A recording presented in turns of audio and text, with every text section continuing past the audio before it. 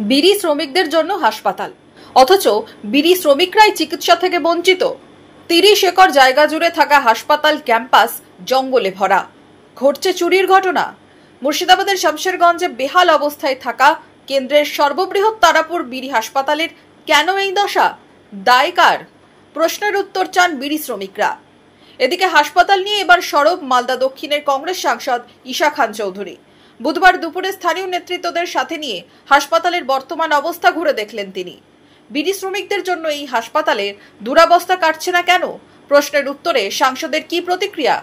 Operator নাই, USG room বন্ধ, USG অপারেটরটাও নেই, মানে সরকার রাখেনি, কেন্দ্র সরকার রাখেনি।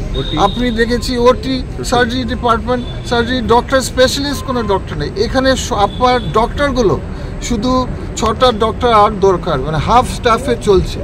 আপনার নার্স, আপনার 5টা নার্স নিয়ে চলছে, 5-6-7টা নার্স লাগবে, তো 1/3 স্টাফ থেকে অর্ধেক স্টাফ চলছে হসপিটাল। এই হসপিটাল আপনি ভাবতে পারেন এত বড় ক্যাম্পাস, 30 একর ক্যাম্পাস, কোনো গার্ড নেই। কালকে 10 লক্ষ মেশিনারি চুরি হয়েছে। কি দাবি করলেন তিনি? রাজ্য সরকারের মানে যে হসপিটালগুলো আছে খুব খারাপ অবস্থায় আছে, তো এটা একটা সেন্ট্রাল জায়গা।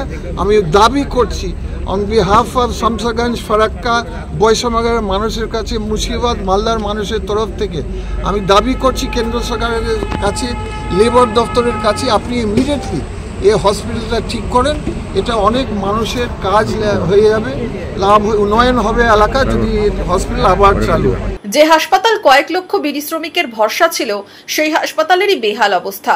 মুর্শিদাবাদ জেলার প্রায় 17 লক্ষ বিড়ি শ্রমিক, এছাড়াও পার্শ্ববর্তী জেলার বিড়ি শ্রমিকদের স্বাস্থ্যের হাল ফেরাতে 2000 সালে উদ্বোধন হয়েছিল এই হাসপাতালের।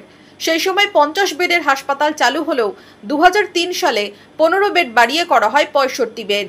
কিন্তু আজ ঠিক যেন ভুতুড়ে বিল্ডিং, গজিয়ে উঠেছে জঙ্গল। তারাপুর বিড়ি হাসপাতালের বেহাল দশা কি কাটবে? রাজনৈতিক সংঘাত ভুলে পরিষেবা চান বিড়ি শ্রমিকরা।